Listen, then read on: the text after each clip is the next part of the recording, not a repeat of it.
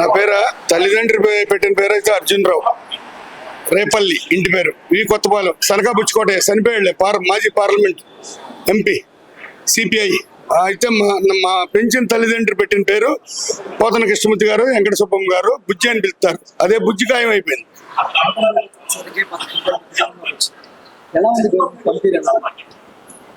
ప్రభుత్వం మీద అడుగుతున్నాక, కూటమి ప్రభుత్వం మీద పవన్ కళ్యాణ్, చంద్రబాబు నాయుడు, మోడీ గారు కలిశారు కదా.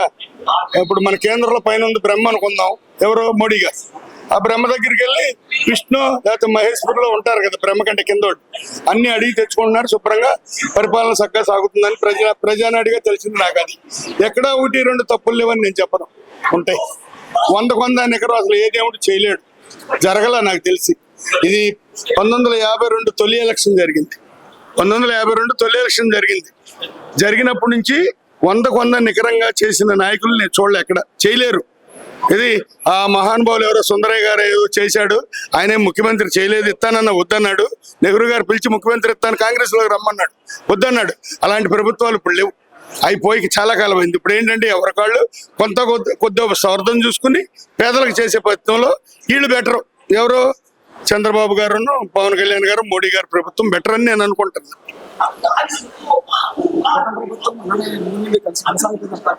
కలిసే ఉంటాయి. ఎవరెన్ని అనుకున్నా సరే ఉంటే చిన్న చిన్న బయట వాళ్ళు మాట్లాడుకున్నాం. మనం అలాంటి వాడు బయట మాట్లాడుతామే వ్యతిరేకాల గురించి.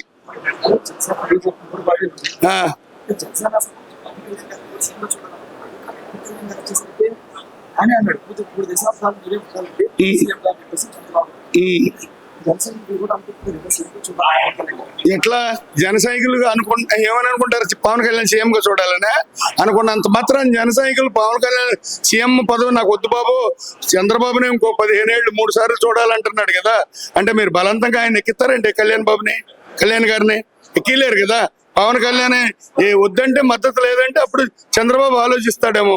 పవన్ కళ్యాణ్ మద్దతు ఇచ్చి మోడీ మద్దతు ఇస్తే ముఖ్యమంత్రి పీఠ మీద కూర్చుంటే చంద్రబాబు గారికి ఏమి ఇబ్బంది? మళ్ళా అనమాట. లోకేష్ ఎక్కుతాడు. లోకేష్ ఎక్కితే అప్పుడు పవన్ కళ్యాణ్కి ఇవ్వచ్చు అని జనసేన నాయకులు, జన సైనికులు అడగవచ్చు. పవన్ కళ్యాణ్ గారు నాకు కావాలని అడిగితే మోడీను చంద్రబాబు నిర్ణయించి ఆలోచిస్తారు. కూటమి అంటే ఏంటి? ముగ్గురు అన్నదమ్ములు. ఇట్లా త్రిశూలం, శివుడు త్రిశూలం అనుకో, విష్ణు బ్రహ్మ అనుకో, యేసల్లారాముడు అనుకో, మీ ఇష్టం. నాకేం అభ్యంతరం లేదు. నేను అనుకుంటున్నాను అలాని. ఈ ముగ్గురు నిర్ణయించుకున్నప్పుడు మాట్లాడేసిన మాట వీళ్ళకి భేదం వచ్చినట్టు ఎక్కడన్నా రిపోర్ట్లో ఉందా? ఏదైనా ఇంటర్నేషనల్ రిపోర్ట్లో ఉందా? ఇండియా రిపోర్ట్లో ఉందా? మన రిపోర్ట్లో ఉందా? ఆంధ్ర రిపోర్ట్లో? మీరు ఎందుకు అడిగారు? నాకు చెప్తే నేను చెప్తాను. ఇచ్చారు. 5 సంవత్సరాలు బోతులు పుడతానికే సత్తన్నారు మోడీను, చంద్రబాబు, పవన్ కళ్యాణ్. అవి పుడిచినాక కొన్ని చేయలేని చేస్తారు, కొన్ని చేయాల్సినవి ఉన్నది చేస్తారు. ఏమి చేయకపోతే మరి ప్రజలంతా ఎందుకు ఊరుకుంటారు? తిరుగుబాటు వచ్చేసేదిగా, అలజడి లేపేవాడుగా, అవి రాస్తారు ఒక్కళ్ళు ధర్నాలు చేసేవాడుగా. బాగానే చేస్తున్నాడని ప్రజలు కూడా ఆలోచిస్తున్నారు. నీకు ఇన్ని అప్పుల్లో ఉండి కూడా 1వ తారీఖు ముందే పండగ వస్తే నీకు పెన్షన్ వేస్తున్నాడు. మరి వికలాంగులకు అమ్మఒడే ఏదో తల్లి వందనం ఏదో అన్నాడు ఈ మధ్యన. అవన్నీ లాక్కొస్తున్నాడు. ఆ తర్వాత అన్నా క్యాంటీన్లు తెరిపించాడు. నువ్వు తినే అన్నాన్ని తీసేసేవకంట పెద్ద మనిషి లోకల్ పార్టీని.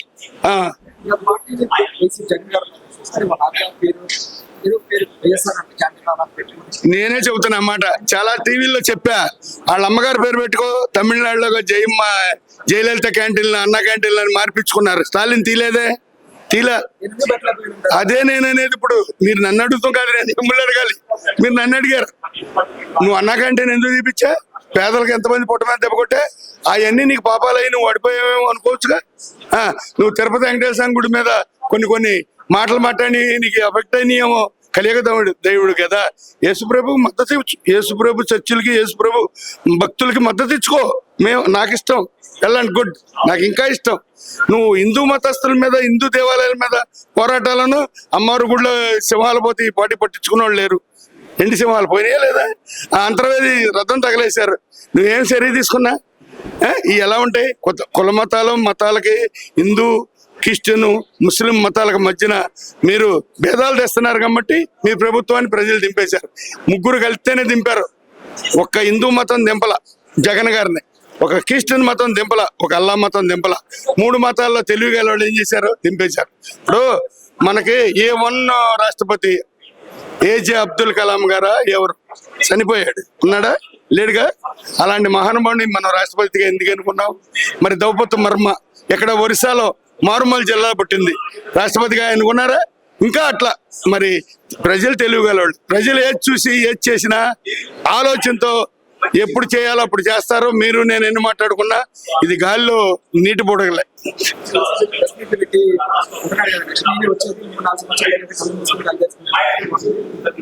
వచ్చేది ప్రభుత్వంలో మంచి జరిగింది, ప్రభుత్వంలో గాలి వదిలేశారు చంద్రబాబు నాయుడు. ఆయన ముఖ్యమంత్రి అయితే మాకేమన్నా అభ్యంతరమా? కాదు, అచ్చంగా ముఖ్యమంత్రి నా కోసం అవడం, నన్ను చంపుతాక అవడగా లేదా ఆయన అవుతున్నాడని నేను అడ్డం పడతానా? దేవుడు కొబ్బరికాయలు కొడతానా? ఆయన అదృష్టం బాగుండి ప్రజల్లో మంచి తెచ్చుకుంటే అవమానం. వాళ్ళ నాన్నకలాగా రెండోసారి అయినట్టుగా మాకేం బాధ? నువ్వు కల్లో కూడా ఇక ముఖ్యమంత్రి అవ్వలేవు. ఇది మా అభిప్రాయం చెబుతున్నావు. నువ్వు ప్రతిపక్షంలోనే ఉంటావు బాబు. ఇప్పుడు అది కూడా లేదుగా. మేమేమన్నా అంత పీకులాడితే ప్రతిపక్షం కొత్తాడేమో రేపు, అది కూడా నమ్మకాలు లేవు. మరీ ఎదుటి వాడిని దిగజార్చి మాట్లాడకూడదని నా భావం, మా అన్ని సుందరయ్య గారి భావం. అది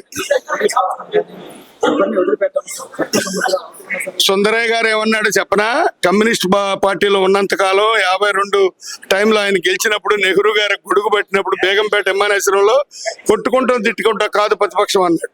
ఏమన్నా ఒక చర్యం ఇప్పుడున్న నాయకులు అంతర్కరణ శుద్ధితో ఆలోచిస్తున్నారా? నువ్వు ఎక్కడున్నా బట్టలు తీసుకొస్తా, నువ్వు ఎక్కడ టీవీలో మాట్లాడావు, నేను కొత్తపాలెం కోడూరు వచ్చి చంపేస్తా, ఏంటి చంపేది బొచ్చు, ఎంతకాలం చంపుతా ఎంతమంది చెబుతా, నీకు జడిసి మాట్లాడుతున్నావా? నీకు జడిసి పారిపోవాలా? ఒక్కసారే వచ్చింది. అట్లా ఎంతమంది లేరు నాకులాగా? అందరికి ధైర్యం వచ్చే మాట్లాడుతున్నారా? నీ అరాచకాలు చూడలేక మాట్లాడుతున్నారు అనుకోవచ్చుగా. ఇప్పుడు నేను అనుకుంటున్నా, Vijayawada MP number 1, Guntur MP number 1, తూర్పు ఎంపీ నెంబర్ 1, మూడోసారి గెలిచాడు, ఆయనకి విమానాలు మంత్రి ఇచ్చారు.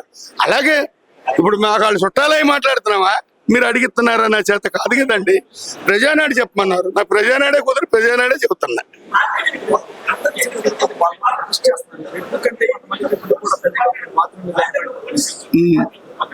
మరి కాకాని గోవర్ధన్ రెడ్డి గారు తప్పు చేయకపోతే ఎందుకు పారిపోవాలి? వచ్చేసి కోర్టుకు హాజరైపోయి నేను ఏ గనులు తప్పలేదు, ఏ రైతులను బెదిరించలేదు, నేను ఏ తెల్లరాయి తోలలేదు చెప్పు, అయిపోద్ది. కోర్టుకు వాయిదాలు తిరుగు.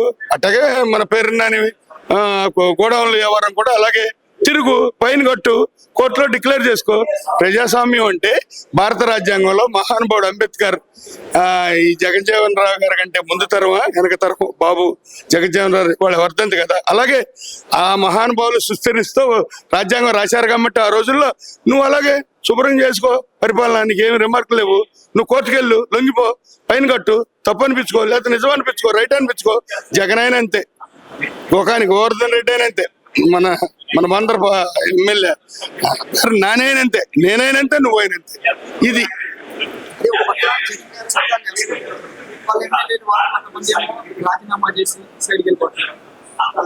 అసలు నీకు పార్టీలో ప్రతిపక్షం దేవుడు ఎరుగున్నాడయ్యా.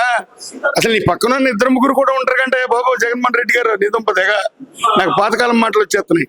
ఆయన తిట్టంగా అది బూతు మాట కాదండి, ఎవరికైనా అడిగి తెలుసుకోండి. నీ అమ్మ మొగడంటాం బూతు మాట కాదు, నీ దుంపదేగా అంటాం బూతు మాట కాదు. మా కాలం నాడు మాటలు మాట్లాడుతున్నాం. మీకు ఎక్కడుందండి అసలు పార్టీ? అది ఒక రోజమ్మ, ఒక పేరునాని, ఒక అంబటి రాంబాబు ఉంటే సరిపోతుంది. నీ పార్టీ లేదు, పోయింది.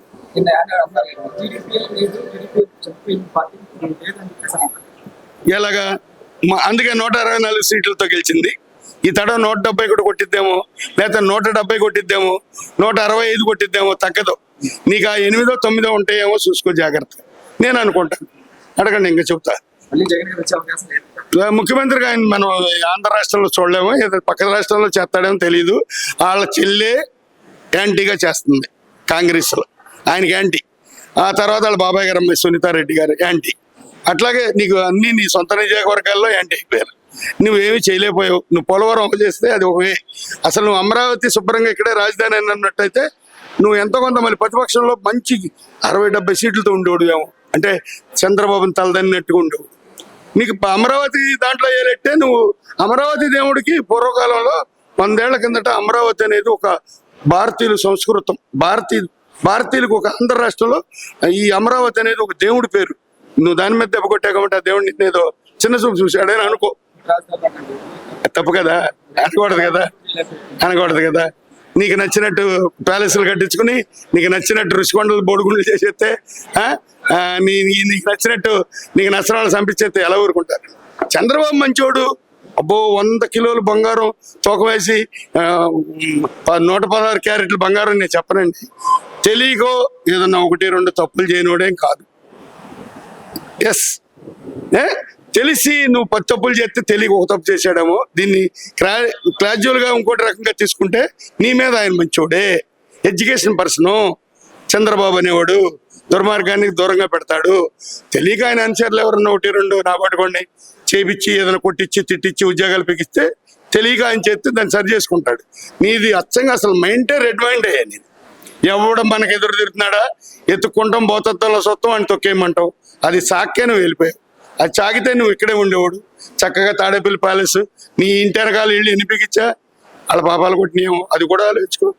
ఆడెవడో న్యాయం అడిగినందుకు మక్కజోలు వద్దురా బాబు అంటే బాపట్ల దగ్గర చెరుకు తోటలు చంపేశారు. ఆడి గురించి పట్టించుకున్న వాళ్ళు లేరు, ఆడపిల్లల గురించి ఆడి గురించి. మరి నీ గవర్నమెంటే. నీ తాడేపల్లి పక్కన కృష్ణానదిలో ఏదో ఒక పిల్లని ఏదో చేశారు, అది లేదు.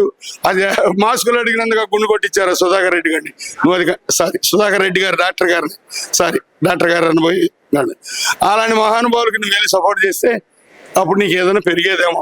అనంతబాబు నీ అనుచరుడు, వాళ్ళ డ్రైవర్ని నమ్మి ఇంటికాడ దింపితే నువ్వు పట్టించుకున్న పాపం లేదు. ఇంకా ఒకటి చెప్పమంటే చాలా చచ్చినాయి. ఒక 100 దాకా వెళ్ళిపోతే రిమార్కులు ఏం చెప్పేస్తాం ఆలోచించుకోండి. భోజనం టైం అవుతుంది.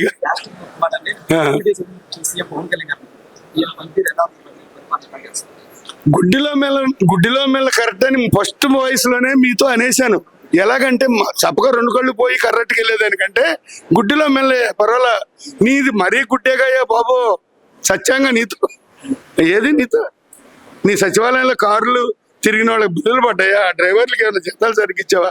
అంగన్వాడీలు, ఇంకోటి టీచర్లు, ఇంకోటి ఇంకెవరండి వాళ్ళలోనే పేర్లు వస్తాయి, ఏమంటారంటే రోడ్డు క్లీన్ చేసేవాళ్ళు, వాళ్ళకి జీతాలు పడ్డాయి. ఏం చేసి నువ్వు మంచి పనులని నీ గురించి మాట్లాడతాకి సమస్తం నువ్వు దోసేసుకున్నావు, ఎక్కడో పెట్టేసుకున్నావు. నీ మీద చాలా పర్లేదు. ఈయనేం దాయలేదు దోయలేదు, ఈయనేమి పర్ఫెక్ట్ అని నేను చెప్పట్లా కాదు. నేను మొత్తం అందరినీ మోడీతో సహా నాకేం భయం లేదు, నాకేం అనుమానం లేదు, మాటల్లో కరెక్ట్గా ఉంటాను. అందుకే నా వీడియోలు బాగా వస్తున్నాయి, నాకు తెలుసు. నేను అందుకే చెప్తున్నాను కూడా, ఎవరి కాళ్ళు ఎదరకాలానికి భోజనం పెట్టుకోకుండా ఏమీ లేరు. వీళ్ళ మీద వీళ్ళు బెటరు, వీళ్ళ మీద ఈయన బెటరు, ఈయన మీద ఈ చంద్రబాబు బెటర్ అని చెప్పుకొచ్చేది.